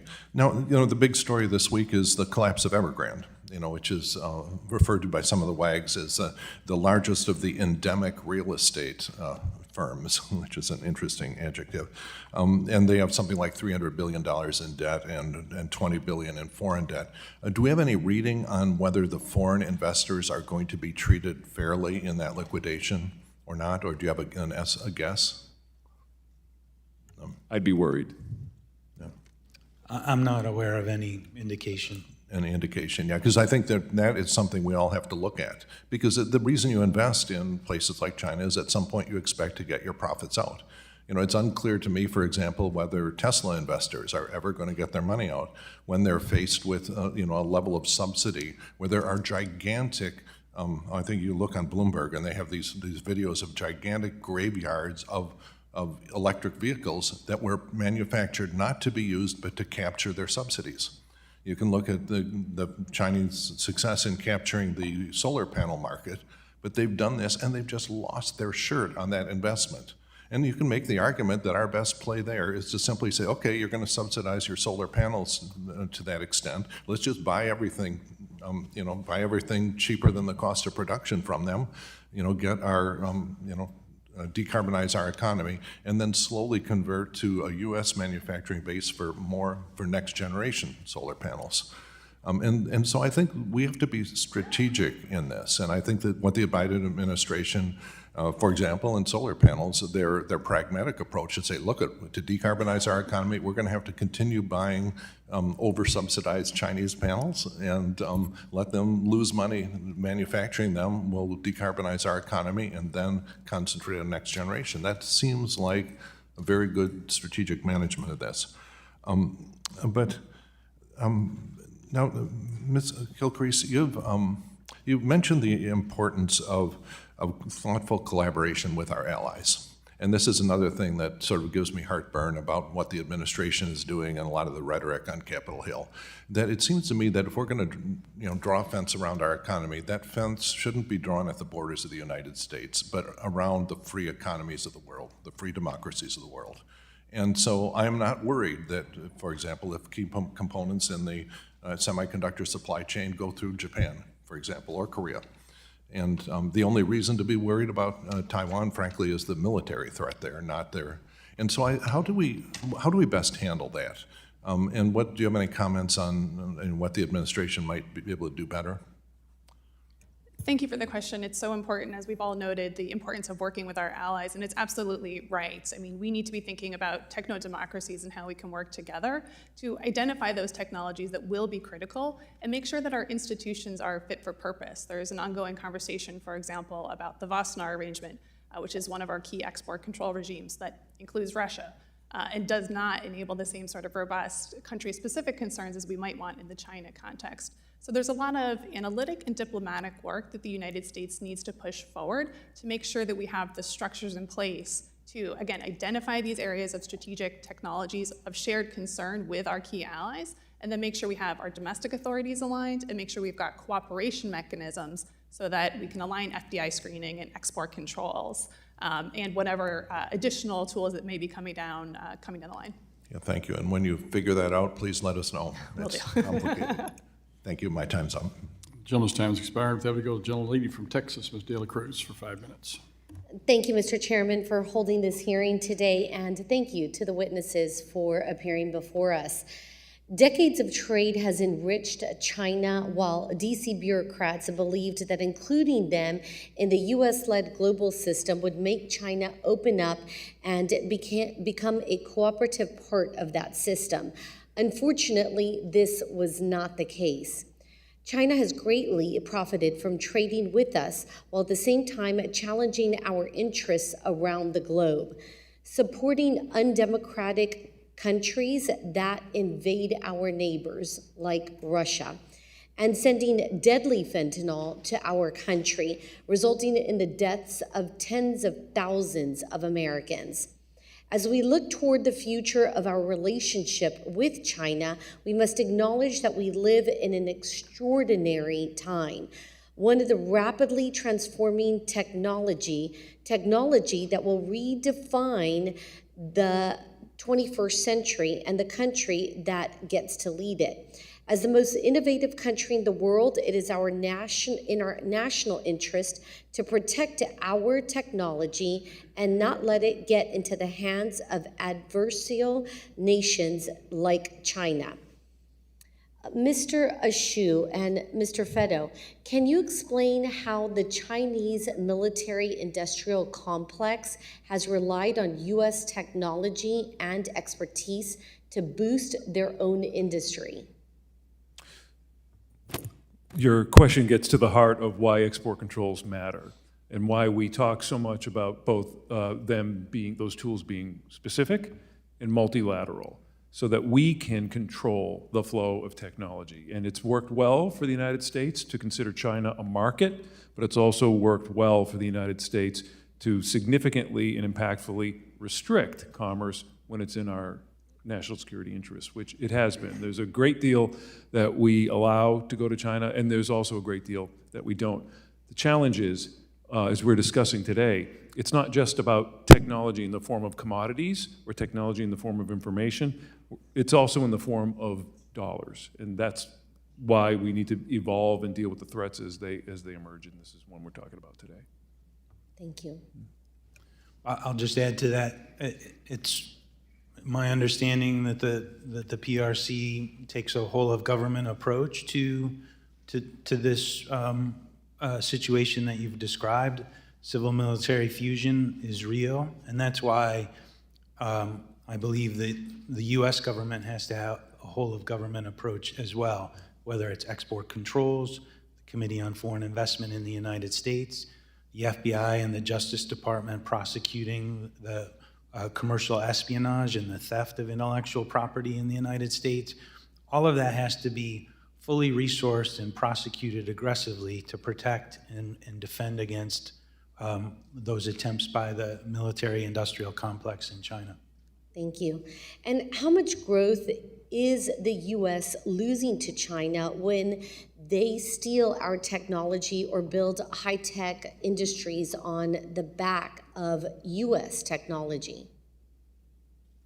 It's a difficult thing to put a dollar figure on, but it's significant. That said, the challenge for the U.S. is to stay current with Chinese efforts to poach U.S. technology.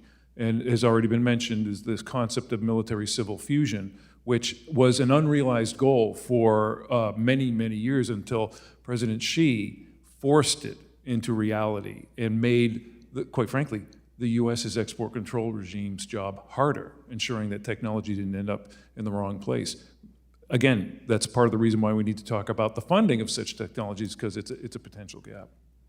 And one last question. How much of that do you know is from espionage as opposed from cooperative business relationships? Personally, I could not put a figure on that. It's a great question, though. I don't have the number either, but I know the FBI director has repeatedly testified before Congress about opening up investigations related to Chinese commercial espionage, one every 12 hours. So I don't know if those numbers still stick, but it's a significant effort by the Chinese government. Thank you. Thank you. I yield back. Gentlelady yields back. With that, we will the gentleman from Connecticut. Mr. Himes is recognized for 5 minutes. Thank you, Mr. Chairman, and thanks very much for this really interesting conversation. I want to drill in a little bit. I used to work in the capital markets, and I'm actually ranking member of the Intelligence Committee right now, so I have a pretty good feel for the propagation of technology and what works and what doesn't. You know, I understand the instinct very much that if there is a rogue or a company that is serving the PLA's interest in some nefarious way, that we might want to bring a whole of government approach against it. But I hear constantly this idea that why should we fund our own demise? And I'm in politics, so I understand the attraction of that statement, but I think it's worthy of some scrutiny. So here's a thought experiment I'd love to have you answer. It's I think, a real-world example. Let's pick a really scary technology that we don't want the Chinese beat us to. Let's just pick, cryptographically relevant quantum computing, right? This is important. Now, there's a Chinese company that is doing cryptographically relevant computing. They've done qubits in a scalable way. We really care about this. Door A. They invite, in a $100 million early round, they invite U.S. venture capital in. With that comes 4 weeks of due diligence, regular updates on the progress of the company, maybe a board seat, U.S. venture capitalist. Door B is a Belarusian shady investor in that early round. No due diligence for U.S. companies, no board seat for U.S. companies. Do we walk through door A or door B? Quickly, we don't need to talk about it a lot, but do you have strong preferences about door A versus door B? I'd pick door A. Door A. Anybody picking door B here? Nobody's picking door B. No, and what door A does offer is something we talked about earlier, which is insight. Insight. Insight. I'm ranking member of the Intelligence Committee. We spend $85 billion-ish a year trying to collect information on this sort of thing. And again, nobody is saying door B here. Everybody is saying, let's do the 4 weeks of due diligence, let's do the site visits, let's get the board seats because we want that information. We don't want the Belarusian angel investor to get that information. One of you worked on CFIUS. Emily was, okay, two of you worked. Philosophy of CFIUS, as I understand it, from 1968 onward, was that we perceive antagonistic adversarial companies' investments in our economies as a risk, as providing benefit to potentially China and risk to us. So as we talk about restricting investment into Chinese innovative companies, are we not implementing a Chinese CFIUS program which adds risk to us and benefit to them? Help me understand why we're not implementing a reverse CFIUS in assistance of China. Help me understand that. Well, it's a little bit of logic jujitsu there. I mean, I get your point. It's not jiu-jitsu. I think it's called the converse. CFIUS is created to do exactly to prevent exactly what you described behind, for example, door A, right? I'm not advocating for a CFIUS like structure with respect to outbound investment. My position is there are clearly entities in China that are affiliated with the Chinese military and should be off limits for services that an intangible support that Americans could provide to the advancement of those high-tech companies. Yep, I got it. And don't get me wrong, again, I spend a lot of my time on national security, so when there's cutting-edge research being done, innovations being done that could pose a threat, I want us to know about them. I want us to be there first. I want us to know about them. I think the idea of foreclosing the opportunity for friendly capital to go there is precisely counterproductive to that. I also have concerns about whether, I appreciate, sanctions I think are a powerful tool. Multilateral action is a tool. There's a lot of sources of money out there. Do you think the U.S. is ever going to succeed in cutting off all of the sources of capital to roguish, dangerous companies? Does anybody believe that? Okay. I also have concerns, by the way, about effectiveness. In 2022, the Biden administration forbids the sale of 14-nanometer technology, semiconductor technology, to China. Last year, Huawei came out with a Mate 60 Pro phone. What is the semiconductor in a Mate 60 Huawei phone? Anybody know? I believe it's 7 nanometers. 7 nanometers. Thank you. Yield back.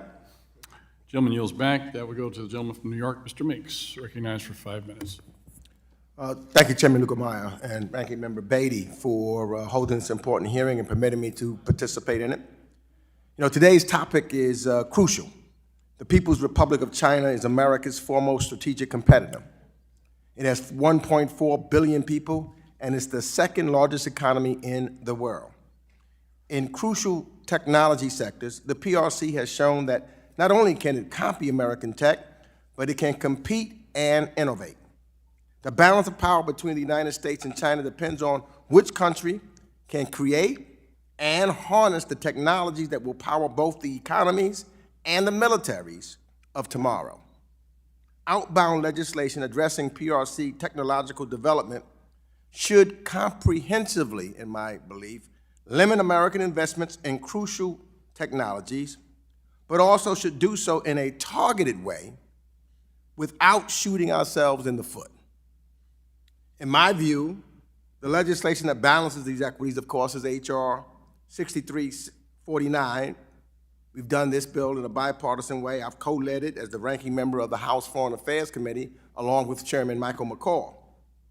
An outbound regime that combines transparency and prohibitions on investments in the most sensitive technology sectors is the best way to safeguard United States national security, while at the same time maintaining open global capital flows and the United States' preeminent position in the global markets.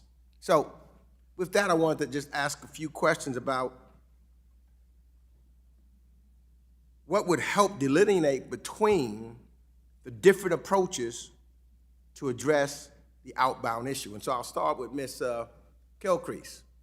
And Mr. Himes talked about CFRIUS. So I was wondering if you could tell us what are some of the critical problems that an outbound regime should tackle that cannot be addressed through our existing CFRIUS sanctions and export control regimes? Yes, thank you for the important question. I do think that we can leverage existing tools to a good extent to get at these issues, but of course, there is a gap. CFIUS deals with investment in our US market, not outbound investments, so that's not the appropriate tool. Export controls can do a lot of heavy lifting here, but they're not designed to get at the financing that can flow along with a technology transfer. And so as we think about constructing a new set of tools or strengthening our existing tools, I think there's a lot of synergies, for lack of a better word, between the various proposals that have been put on the table. I actually don't see a technology-based approach that leverages existing export control lists as mutually exclusive with an entity-based approach. I think those can work in tandem, so long as we make sure that we're not setting up an intensive screening process, and that we are creating very clear technical rules that the private sector can comply with. So I think we can leverage the best of some of the ideas that have been coming out of this debate. So on that, can you tell me, what are the benefits of utilizing, say, a sector-based approach of countries of concern instead of having a case-by-case or a review or a company-by-company-based review? What's the differences, and what do you see the pros and the cons are? I'll start with Ms. Kilcrease, and if someone else want to jump in on that, that's fine. Yeah, so I think the benefit of a technology-based approach is that first of all, it aligns with where the US government is headed on export controls anyways. The novel thing in the October 7th export controls released by the administration was they set a cut line, a pretty clear technical cut line that said above this threshold, you cannot do a technology export to China because whether it's civilian or for military purposes, it is a de facto national security risk. And so I think there's a lot of logic in applying that sort of countrywide bright line test using clear technical specifications in your sort of sector-based approach. I think there's a lot of logic to that, and it gets to some of these concerns we've heard about military-civil fusion and the process for listing entities. So I personally believe that having a technology-based approach, again, leveraging what we're doing in the export control context, makes a lot of sense. Let me just add one thing in, because I know Mr. Ashooh is working for a leading American semiconductor tool company that creates some of the most complicated machinery in the world. Most of those firms that lead in this space are American, but several are also Japanese and European. Can you talk about the importance of the multilateral approach that someone was talking about for any American policy? It's critical to, I don't think we can stress enough the importance of any approach being multilateral, especially in advanced technology. There's this alluring thought that just because the US is the most innovative country in the world, that we have all lock on all the emerging and critical technologies. We don't. Many other countries will speed ahead of us if we restrict without that kind of collaboration. So I credit you for asking the question because it's something that can't be stressed enough. Gentleman's time has expired. The gentleman from California, Mr. Sherman, is recognized. Thank the subcommittee for allowing me to participate. As I think the gentlewoman from Texas pointed out, we have an enormous trade deficit with China because we granted them most favored nation status. We therefore have a trade deficit of over $1/3 of $1 trillion every year. That means they have built up every decade $3 trillion that they can spend or invest. The idea that we can prevent them from being able to fund this $20 million project or this $60 million project is kind of silly. If Americans can't invest in a particular company on the Shanghai Exchange, its price may drop a little bit. Chinese investors will see that that's a buying opportunity and the stock will go back up. But while we can't prevent China from funding $20 million here, $50 million there, we can discourage the export of American technology. And it's one thing to say, oh, here's a fully drafted plan, and somebody's going to sell it for $40 million, and we're going to prevent the export of that technology. But often technology is know-how. It's a connection. It's an idea. And when an American company has an incentive to provide that to a Chinese partner, it will be provided. The best example of this was we had American companies contract with China to put their satellites in orbit. So what did our companies do? They told the Chinese how to do a better job with their rockets. And so did our insurance companies who were insuring those launches. So we want to discourage joint ventures, major venture capital investments by people in the United States who have ideas and have knowledge and contacts that they could pass on. Now, while we can't starve China for investment capital, we don't need to incentivize it. We have a capital gains allowance in our tax system. The thinking is that we should forego tens, maybe hundreds of billions of dollars of tax revenue to encourage people to buy stock which builds the economy. Well, when they buy stock in a Chinese company, they're building the economy of China. Ms. Kilcrease, can you think of a reason why we should provide very enormous tax incentives for people to invest in Chinese companies? I can't, sir. That does sound interesting. Does any of our other witnesses think it's a good idea to provide the capital gains allowance and the step up in basis upon death as investment incentives when you're investing in Chinese companies? One word answer? I see one witness, I think both of you are shaking your heads no? Yes, well, for the record. We've got one oral no and two nonverbal no's. Now, you know, if it was my preference, we wouldn't have American capital flowing to China at all, except we have a certain vulnerability because we have this huge trade deficit. They've got a lot of money, and we need them to invest it in the United States. And while stock investments and equity investments are roughly equal, going in both directions, they have more than $1 trillion more of debt capital that they provide the United States. Now, debt capital isn't as valuable to our economy as equity capital, but it's $1 trillion. So it's very hard to say we're going to stop, we're going to cut the flow of capital in one direction. But I will point out, as that capital gains allowance, China has investment incentives for its own people to invest in Chinese stocks. They don't provide those incentives to invest in the United States stocks. So there's certain fairness there. And finally, I'll point out as to the trade deficit, we have tariffs on China. Their tariffs on our goods higher, and they can orally instruct their companies not to buy American goods. And we can't prove it, we can't know about it, they just don't buy. And that's why we have a huge trade deficit. That's why we need much higher tariffs on Chinese goods to make up for their non-tariff and non-disclosed barriers. And I look forward to working with my colleagues on all these matters. I yield back. Gentleman yields. The gentleman from Iowa, Mr. Nunn, is recognized. Thank you, Mr. Chairman. Thanks for the panel for being here today. I'm very happy to see that Chairman Barr is leading out this bill to really protect U.S. consumers, the American-based industry, and ultimately combat what we have seen, a very aggressive buyout by China of U.S. technology that ultimately is going to come back to roost right here in the United States from a national security perspective. So I want to start here with this conversation on, Emily, we served on the National Security Council together. I was before your time, but really talking about, from a counterintelligence threat here, building up a foundation to be successful here. We talk about the entity-based list. I think we can all agree, but I want to ask you from your perspective here, the entity-based list provides us a foundation. As I understand it, really only the Barr bill is doing that at this point. I think there are other bills that could come in here, the EO. Talk to us about the advantages of the entity-based list. Yeah, thank you for the question.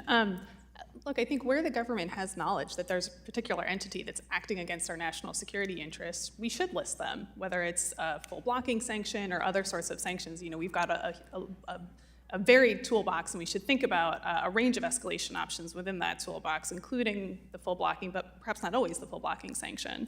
And you know, the private sector, they want clarity, and one way that you can provide clarity is by listing those specific entities that the US government knows is a problem. And so, well, again, I don't think this is the only way to tackle the problem. I do think it's an important part of the overall solution.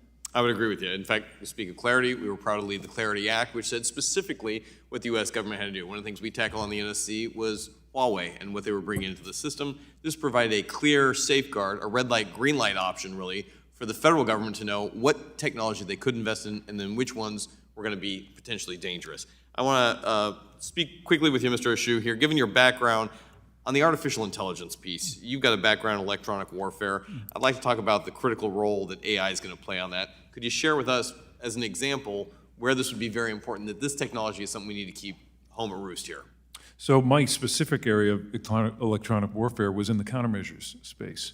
And it's all about speed of reaction and understanding threats from non-threats. And AI is going to be a game changer in many, many ways, but that's the one that I'm particularly paying attention to, because we're talking about human lives in planes and other platforms that are going to be dependent on our ability to stay ahead. As an RC-135 guy myself, I really appreciate your leadership. Thank you for your service.